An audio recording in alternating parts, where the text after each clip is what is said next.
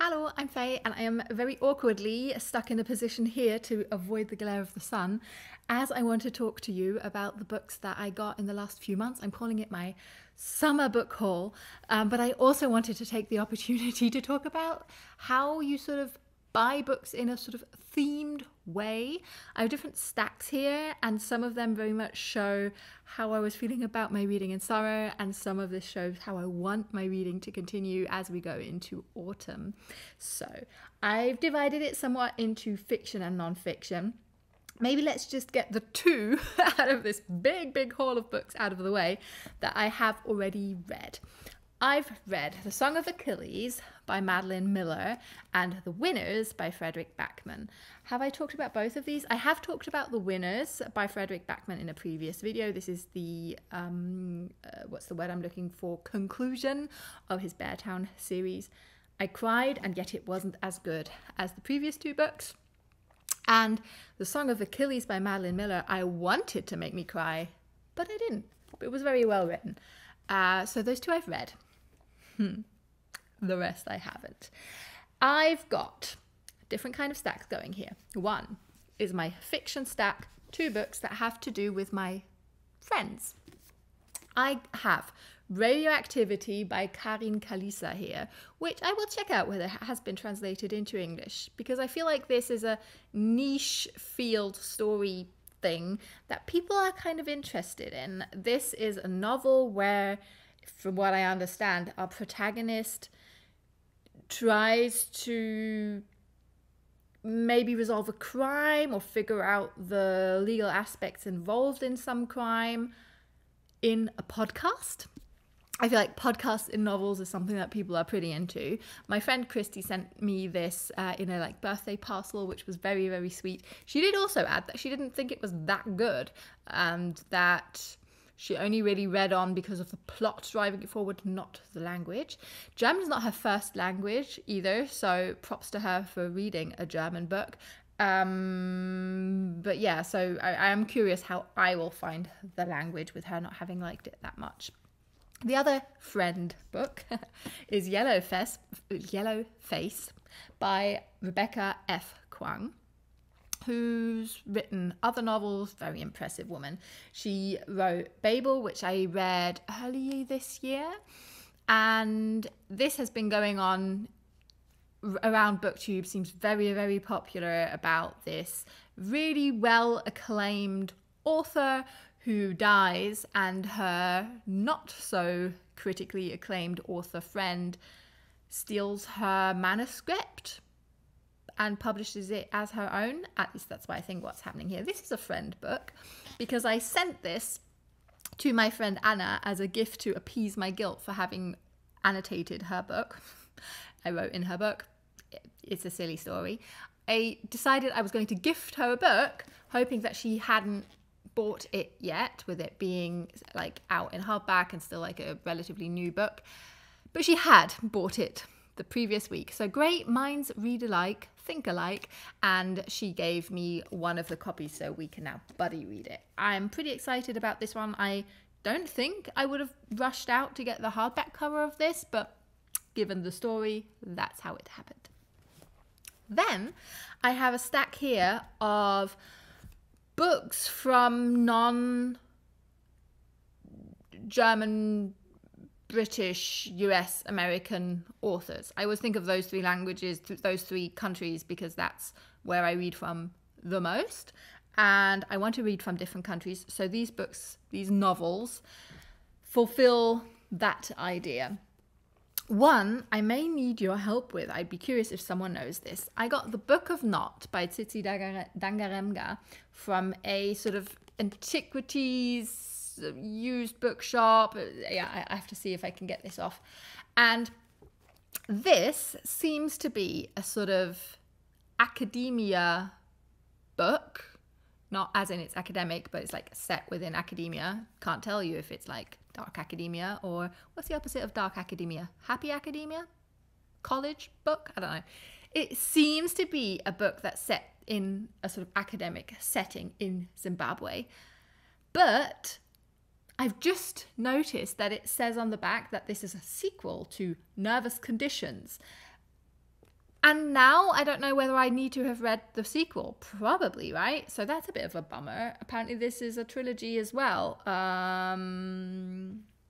Damn.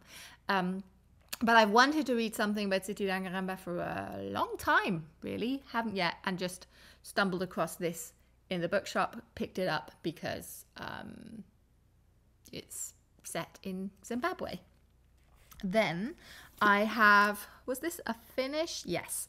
Quality Time. Also, again, these stickers from this annoying shop. Quality Time by Miika Nousiainen. And this is translated from Finnish. Apparently it was a bestseller about finding your own happiness. This is translated by Elina Kritzokat. And I have the German translation here. I think we just follow sort of a bunch of 30-something-year-olds. I think our protagonist is in his late 30s. The thing that grabbed my attention, actually, was that it mentions that this guy is wants to have kids, but is for some reason hasn't got children. And I think getting the like male perspective on that is cool, because I hear that discussed so often as this thing that obviously women have to think about. But I don't know, I thought a male gaze on that would be interesting.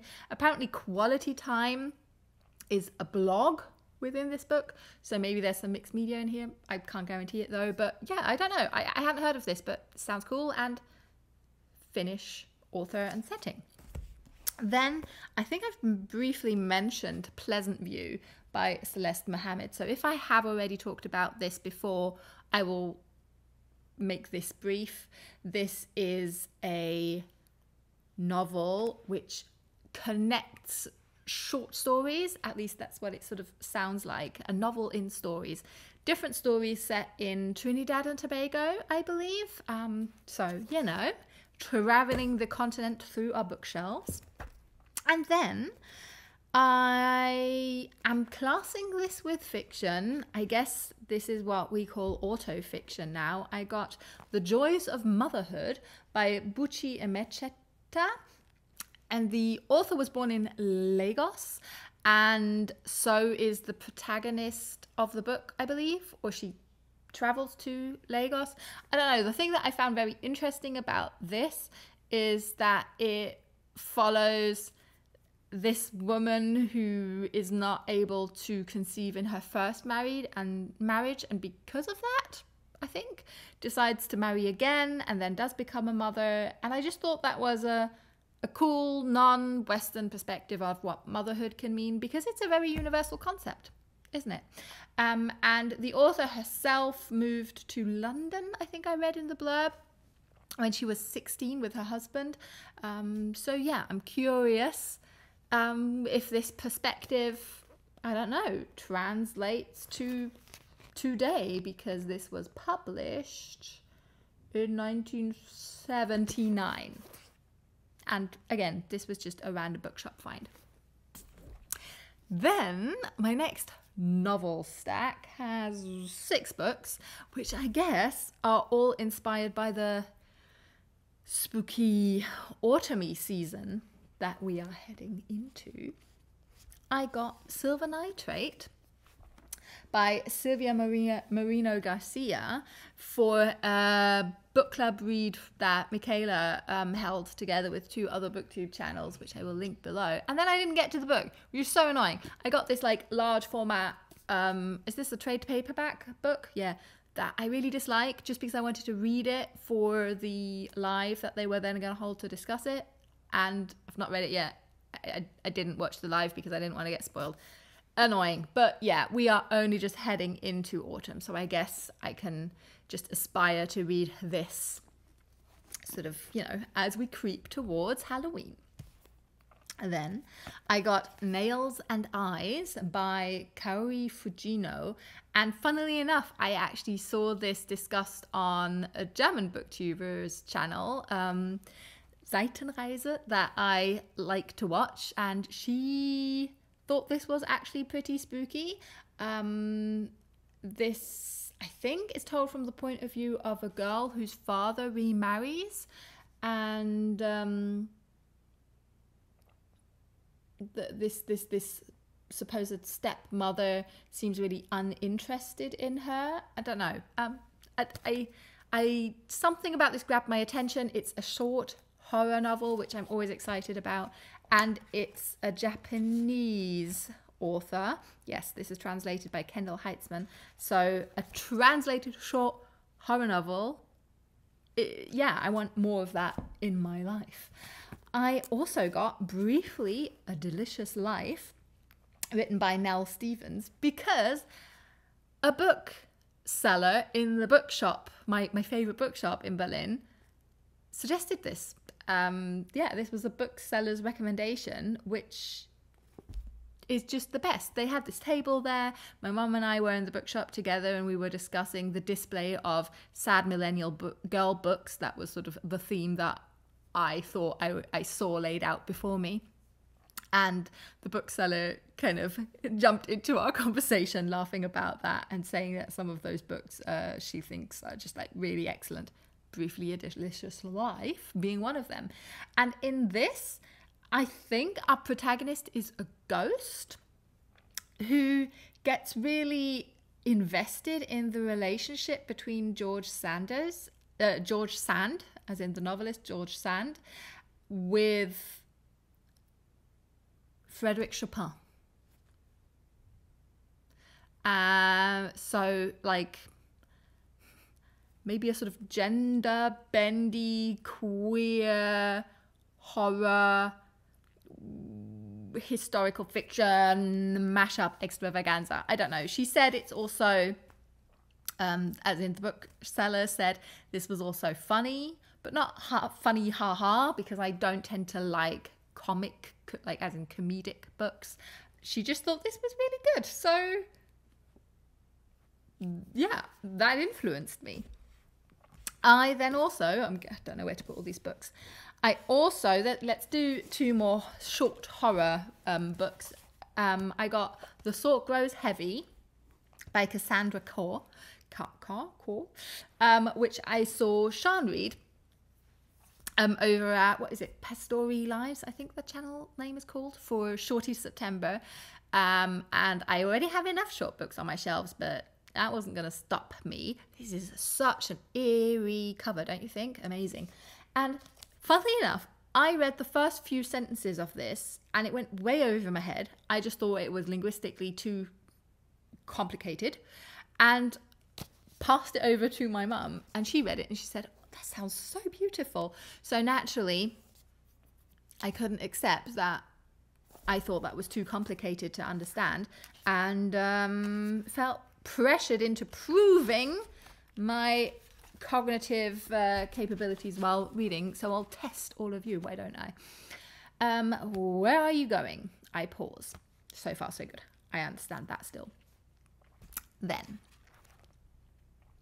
in the penumbra, the fading dusk, gorgeted by coral and gold, you could be forgiven for mistaking the ruined house a ribcage, the roof its tent of ragged skin. The foundation, at a careless look, could pass for bones, the door for a mouth, the chimney a finger crooked at the sky, or at a wife who would not be a saviour. I just think that is complicated, but maybe worth it. We will see. It's a short horror novel. I don't really know what it's about. I don't know, something about nightmares, eerie shadows, wintry forest. I'm just picking up words here. Don't know. Tell me if it's good, if you've read it. Horror. Yay, horror. Another horror? Sci-fi? I'm not sure. At the Mountains of Madness by H.P. Lovecraft, obviously. We're going back in time, bit of a classic. I think this follows maybe like an expedition crew that ends up finding like aliens in a cave, something like that. My boyfriend likes to listen to H.P. Lovecraft audiobooks to fall asleep, which I just think that's so strange. Like, that is not the kind of vibe that will help me go to sleep. But yeah, he said it was cool. He saw me bring this home. I got this from a friend who's moving flats and needed to cull her bookshelves a little bit. And then my final autumny fiction book is The Very Secret Society of Irregular Witches by Sangu Mandanna. I've seen this go around with a different cover. This one was cheaper, so I got it. And this, I think, is like cozy fantasy about a witch who needs to keep that under wrap that she is a witch, and then she's hired to be the tutor of two children that have like magic abilities. I think I'm hoping for found family vibes. I think it might be a romance. I don't know. It says one of the coziest reads of the last year. That's what Emily Henry apparently said about it. So I'm thinking romance. And yeah, obviously I'm not expecting this to be, you know, spooky if you compare these two vibes, but witchiness and autumn and coziness. So I'm really happy about this one. The dog's getting more comfortable. And then, because if that isn't enough, like rushing through these, I have a non-fiction stack. So let's go through these in order. I don't know, there's no rhyme or logic towards this. This just sort of shows how my non-fiction reading can be just as eclectic as my fiction reading. That sounds so full of myself. Excuse me. I have Hermann Hesse, Verliebt in die verrückte Welt. In love with this crazy world. I reckon this has been translated into English because it's Hermann Hesse. I don't know. And this is sort of a collection of diary entries, poetry, everything sort of around traveling and loving the world. I'm trying to cover this unseemly stain here. This I also got from my friend who was culling her shelves. Have I read anything by Hermann Hesse? Probably in school. Like, I feel like Hermann Hesse is sort of a required reading in school. Probably, like, at the very least, poetry. Ugh. This is embarrassing. I can't remember if I've read Hermann Hesse. Hermann Hesse is the guy who wrote Siddhartha, right? I have read that. And that was a weird story, but well written. So, I quite like sort of travel nature writing. That's an understatement. I really like nature writing. I'm not sure how much I like travel writing, though. So I wanted to give this a go. Then let's continue with things that I got from friends and didn't buy myself. I've also mentioned Architectures of Healing by the imprint Clara, Greek imprint. And I've talked about this one because of Shorty September as well, so I will keep this brief. That never happens, does it? And in this short little publication, I think they talk about sort of the interconnection of architecture, sleep, mental health. I don't know. My friend got me this saying maybe this will broaden your horizons and get you out of your comfort zone. So naturally, again, because apparently I can't accept people saying that something will go over my head, which are not even saying, that's just what I'm hearing. I now want to read this. And my friend James got me Secrets from Chuckling Goat for my birthday. This is written by Shann Nix Jones. And in this, I think it's non-fiction. She talks about her experience of, I don't know, starting a goat farm, I think, with a Welsh farmer at the age of 41. And then he gets ill and she has to hustle, and they sell lots of goat products, as in like soap and cosmetics with goat milk in them. And I kind of think this is a ridiculous book, but I also love how James just got me the most weird and perfect book for me, because I like romance. I love the trope of like, oh my god, I'm overwhelmed with my life, everything sucks, I need to leave the city, and I apparently will find myself in some small remote town. And I also love goats. I keep on saying that when I've accepted that I am more nutty than I am, but I also live somewhere with a bit more space, I want to have goats. So yeah, The subtitle of this is How a Herd of Goats Saved My Family and Started a Business That Became a Natural Health Phenomenon. Sure. And then, I don't know how to sort these because they are unsortable. Let's do 3. We have 3 sort of nature nonfiction books and 2 relationship nonfiction books. Let's do the nature ones last because, you know, relationships, they're the most horrible, tough thing ever, aren't they? So we'll end on that climax. I have Wale und Nachtfalter by Szczepan Twardoch. I don't know how to pronounce that. And I, again, don't know whether this has been translated into English. I will check it because this has been translated into German from the Polish by Olaf Kuhl. And this, again, with these really unattractive stickers that make me unhappy because how beautiful is this cover? The author, again, writes in diary entrances about his experiences traveling. He talks to his young son through the like written medium about traveling through Poland. I think I don't have a book by a Polish author on my bookshelf, so I was excited about that. And yeah, why not? I think this is pretty heartwarming. The idea of like a father talking about his travels as he wants to converse with his son who is still too young to understand him. Yeah, I thought that was lovely. And then I also have previously mentioned The Instant by Amy Liptrot. And this is her moving to Berlin. And it's also kind of nature writing, I think, which is not why I associate with Berlin. But I want to just read you a little sentence here from the bottom of the first page, because this is very much why I associate with Berlin. She says, B said that people move here just so they can tell their friends back home that they're living in Berlin. B said that people moving here often feel like they've dropped several years, that they can extend their youth. And that is so much how I feel about how people view Berlin. So I think this will be really fun for me to read as a Berliner by choice.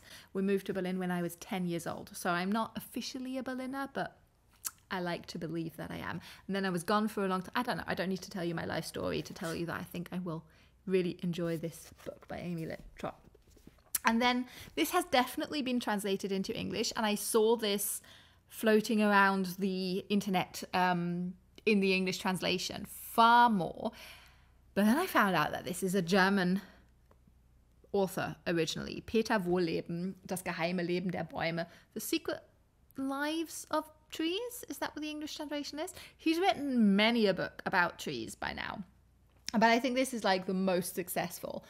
And in this nonfiction, he talks about how trees communicate, the importance of like tree networks, how important trees are, I guess. It's published in 2015, so it's not like super up to date, but you know, trees, they get like hundreds and hundreds of years old. They don't care about how we calculate time. And yeah, he makes loads of like documentaries as well. So he's like, I don't know, I guess a known guy in Germany, but I'm just oblivious and I didn't realize he was German. So I got this and I think I will enjoy it. And then we have the 2 juicy relationship nonfiction books. I got Friendaholic, Confessions of a Friendship Addict by Elizabeth Day. And in this, she writes about how her attitude to friendships changed, I think also because of the pandemic. And I think focusing on the importance of friendships as opposed to romantic relationships is really worth a lot. We put way too much pressure on our romantic relationships. And we have a few friends, hopefully, you know, 2, 3 good friends that are just as important and might even accompany us through our entire life, which is not the case for romantic relationships usually, is it? So I've heard good things about this as well. So I'm glad about this one. And now to just counter everything that I just said, I got 8 Gespräche, die jedes Paar führen sollte. And this is the German translation of an English original by John M. Gottman and Julie Schwartz-Gottman, who I think are married. I think they're a married couple. I think they're American. And I've come across some of their studies. And yeah, in one of my previous jobs, I am a psychologist, but you know, psychologists are their own worst customers, I guess. And actually, going off from what I've just said about friendships, I think working on a romantic relationship is something that's really important if you do want them to last for a while. And also, I'm not that great at it because I have this very romantic notion, which I think, I don't know, I think others will also share with me, that a romantic relationship should not feel like work if it's a good relationship. It should come naturally. And I don't know why we put that much pressure on our relationships. And, you know, people have studied this stuff, relationships. So, yeah, why am I fighting against the knowledge that is out there? Now I'm just babbling, trying to find out what the English title was. The original title was published under the title 8 Dates, Essential Conversations for a Lifetime of Love. And I guess that's what's included in here. 8 topics that every couple should sort of, stay in conversation about. It almost looks a bit, not like a workbook, but divided in like parts. And there's like a questionnaire thingy and like boxes and questions that you can then actually ask your partner. My hair is disheveling, which, you know, is maybe just symbolic for the work that a relationship can be, or maybe the amount of books that I bought weighing me down. So yeah, I'm going to stop this very rambly collection of the chaos that is all the books that I hauled in the last 2-3 months. And I'm really excited about them. I think it's such a cool mix of different books, but I'm also a bit lost on what to start with. Point me towards the direction of books that you've read and loved, that you recommend I read. Or, you know, also tell me that you read something and you thought it was crap. I'd like to know about that as well. Let it all out. I will mention the books down below so you can check them out, especially with the translated books. That can always be a bit confusing. Some channels that I mentioned. I think I mentioned some. And hope you're doing fine, well, even, and I'll see you very soon. Bye.